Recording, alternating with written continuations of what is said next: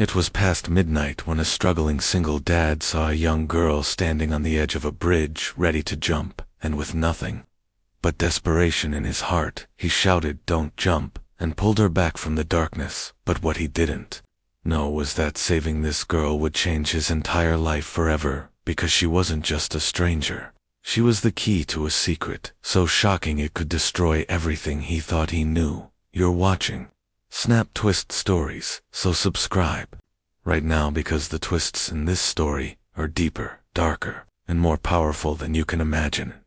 It was past midnight when David Miller, a 35-year-old single father with the tired eyes of a man who had seen too much loss and the heavy footsteps of someone who carried the weight of 2 lives on his shoulders, walked slowly across the old iron bridge that hung over the Black River like a skeleton in the night.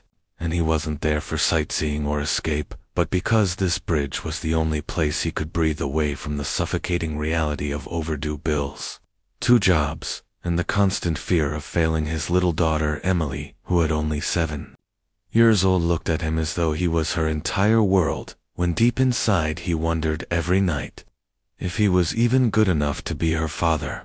And though the wind cut across his skin like knives and the lamps buzzed dimly with dying electricity, David kept walking until he noticed something that froze him to the core. A figure small and trembling, a girl no older than 18 or 19 years old, standing at the railing of the bridge, her shoes balanced on the thin edge, her arms wrapped tightly around her chest as she stared down at the black icy water below, as if it was calling her name. And David's pulse hammered because he knew the posture of surrender. He had lived through nights of staring at bottles of pills, or standing on rooftops himself when the grief of his wife leaving him, and the crushing burden of debt, had almost convinced him to give up. And though he never had the courage to step off the edge, he recognized the look in the girl's eyes, the look of someone already gone. So he found his voice, raw and desperate, and shouted hoarsely, "Don't jump," startling her as she wobbled dangerously on the ledge, and for a terrifying second her foot slipped, but David lunged forward, his boots scraping on the wet iron, his hands grabbing her wrist with the desperate grip of a man who had everything to lose, pulling her back with a grunt of strength until they both collapsed hard onto the frozen ground. His arms locked around her fragile, shaking body as she screamed, kicked, and sobbed into his jacket, yelling that he didn't understand, that she had nothing, that no one cared if she lived or died. And David, gasping for breath and blinking back tears of his own, whispered fiercely against her hair, "Don't you dare say that, because I care. I care even if the whole damn world doesn't." For minutes that felt like lifetimes they just stayed on the cold bridge floor, strangers bound by despair, her fists pounding weakly against his chest, before finally clutching him, as if holding on to the last solid thing in her life. And David, without thinking about how strange it was, or what anyone passing might think, held her tighter, because in saving her, he felt as if he had just saved the broken part of himself too. When she finally calmed down enough to breathe normally, he asked her name. But she shook her head, and muttered only, "Nobody," and tried to pull away. But David wasn't about to let her vanish back into the night, so he offered quietly, "Then let me at least walk you somewhere safe, because no one deserves to be left alone out here." And after a long silence, she nodded reluctantly, her tear-streaked face pale under the yellow streetlight. And together, they walked off the bridge, David's mind already racing about how he was going to explain this to Emily if the girl followed him home. Yet something deeper inside him whispered that this meeting wasn't an accident, that the universe had put him on that bridge at that exact moment for a reason he couldn't yet see. And he had no idea how right that feeling was, because the girl he had just pulled from death's grip would soon unravel secrets buried in his past, reveal truths about people he thought he knew, and ignite a chain of events that would change not only his future, but his daughter's destiny forever.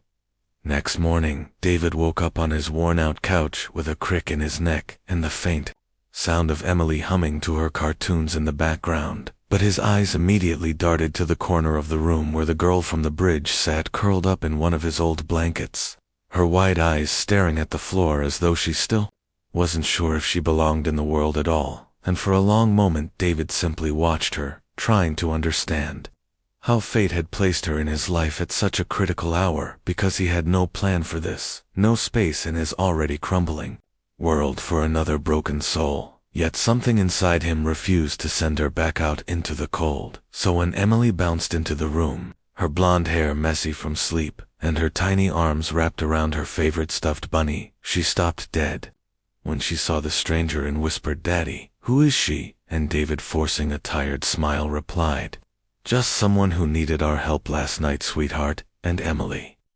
nodded solemnly, because children often understood more than adults gave them credit for, and she walked over shyly, offering her stuffed bunny to the girl, as if to say, "You can borrow my comfort if you need it." And for the first time, David saw the stranger's lips twitch into something like a smile, and she whispered, "Thank you," so softly, he barely heard it.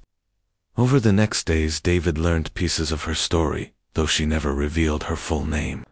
She allowed him to call her Anna, and said she had run away from foster care, bouncing from one temporary home to another since she was a child, and she spoke of nights filled with hunger, days filled with fists, and words that cut deeper than knives, and an endless sense of being unwanted, invisible, disposable. And though David's heart broke listening, he also recognized a strange mirror of his own struggles, because hadn't he too been abandoned by the woman he trusted most? Hadn't he too been told by life that he was not enough? And in Anna's eyes, he saw the reflection of his own fear of failing Emily. So, instead of pushing her away, he began to fold her slowly into their daily routine, sharing meals, letting her read Emily bedtime stories, teaching her how to cook simple dinners, and soon laughter that had long been missing from his apartment returned, like a cautious guest, filling the small rooms with warmth. But, as weeks passed, subtle signs began to appear that Anna's presence was more than coincidence, for she knew things she shouldn't have known. She once mentioned details about the old factory where David worked, though he had never spoken of it. She hummed lullabies to Emily that eerily resembled the tunes David's late mother used to sing, and one night when bills piled high on the table, and David muttered hopelessly about the bank breathing down his neck, Anna looked at him with an intensity that chilled him and said almost cryptically, "Don't worry, your father's debt isn't yours to carry much longer," which left him shaken because his father had died decades ago, leaving behind nothing but bitterness and unpaid loans, something David had never told anyone outside his closest circle. Doubt began to gnaw at him even as affection grew, because Anna became like an older sister to Emily, protective, gentle, but sometimes distant, staring out the window, as though she were waiting for someone, or hiding from shadows only she could see. And David knew deep down that the girl he had pulled from the bridge carried secrets that, if revealed, could change everything.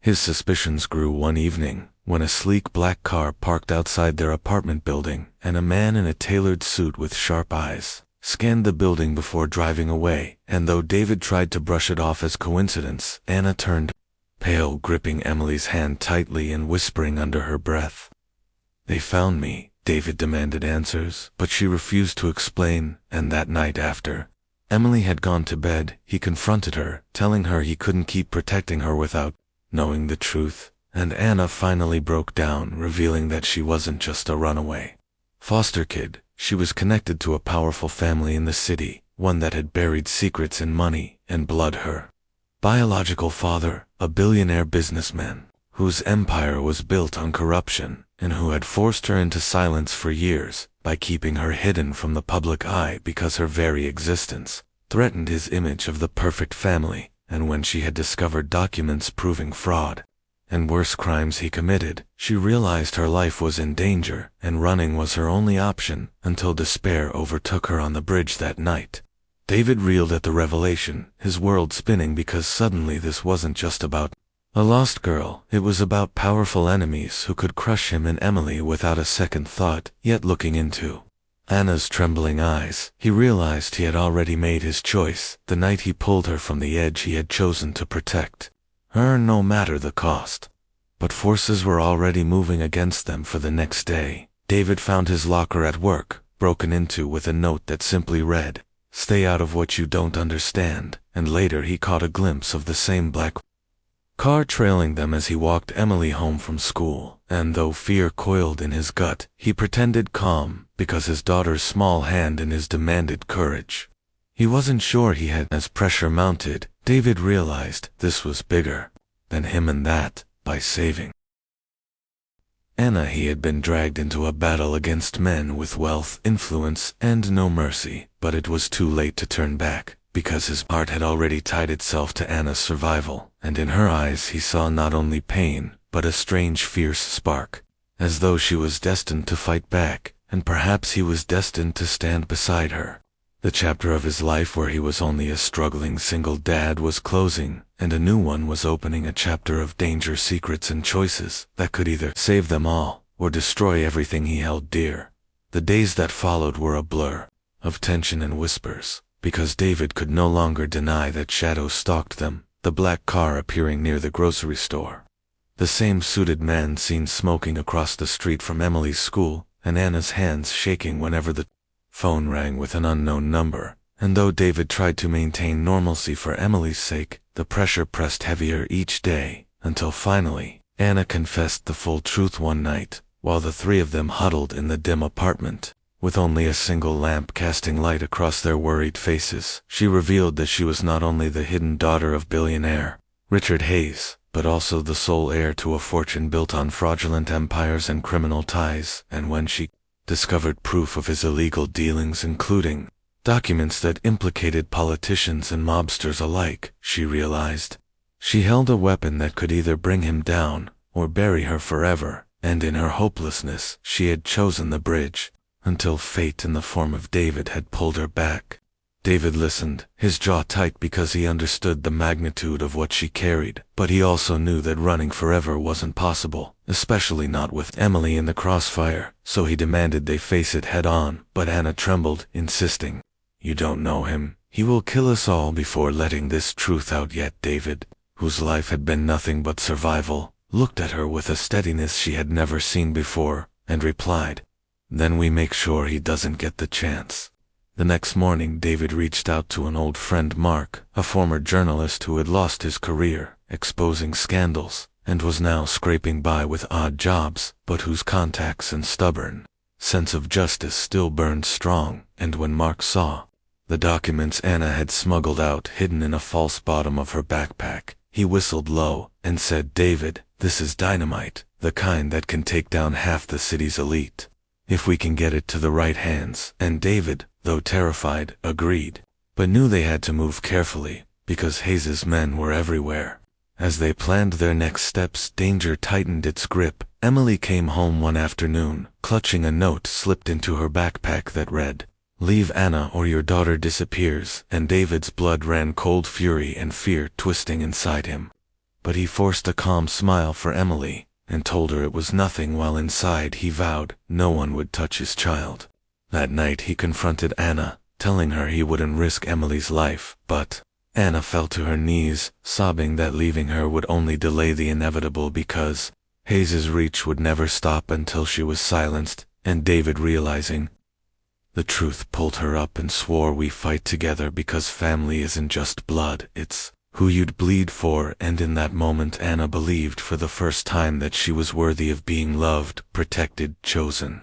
Their plan unfolded quickly, with Mark contacting an underground network of whistleblowers who agreed to leak the documents to international media. But before the handoff could be made, Hayes's men struck, storming David's apartment in the dead of night, smashing the door off its hinges.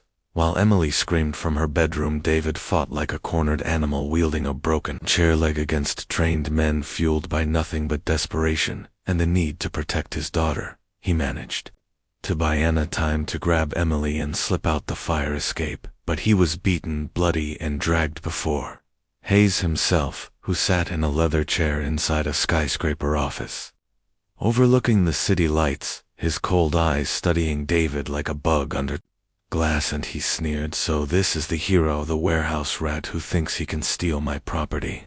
David spat blood on the floor and replied, "She's not your property, she's your daughter, but Hayes only laughed cruelly, saying daughters are weaknesses to men like me, and she will be erased before she erases everything I've built.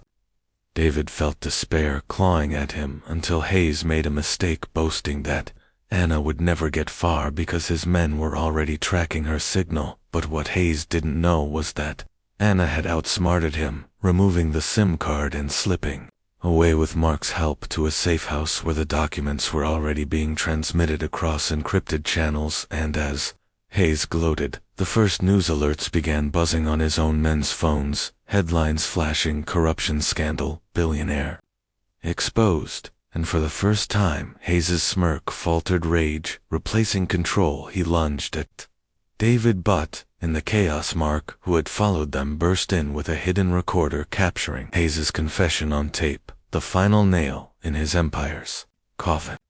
Police sirens wailed outside as allies Hayes had once bought now turned on him, desperate to save themselves. And in the confusion, David broke free, staggering out just as Anna rushed in with Emily in her arms, tears streaming as they collided in an embrace that felt like survival and rebirth all at once. In the weeks that followed, Hayes was arrested, his empire dismantled piece by piece, while Anna testified bravely in court, her face no longer hidden but broadcast across the nation as the daughter who dared to defy a monster. And though danger still lurked in whispers of loyalists seeking revenge, she found safety in the small family she had stumbled into by chance on a bridge one cold night, because David refused to let go, and Emily, who once offered a stuffed bunny, now clung to Anna as the sister she had always wanted. For David, life remained a struggle. Bills still came, work was still hard, but something fundamental had shifted. He no longer felt alone, because where once there had been silence in his home, now there was laughter. Where once there had been despair, now there was purpose. And when people asked how he managed, he simply smiled and said, "I just held on when someone was about to fall." And so the story that began with a desperate cry of "don't jump" became one of redemption, family, and unexpected courage, proving that sometimes the people we save end up saving us, and that even on the darkest nights, hope can be pulled back from the edge, if only someone dares to reach out.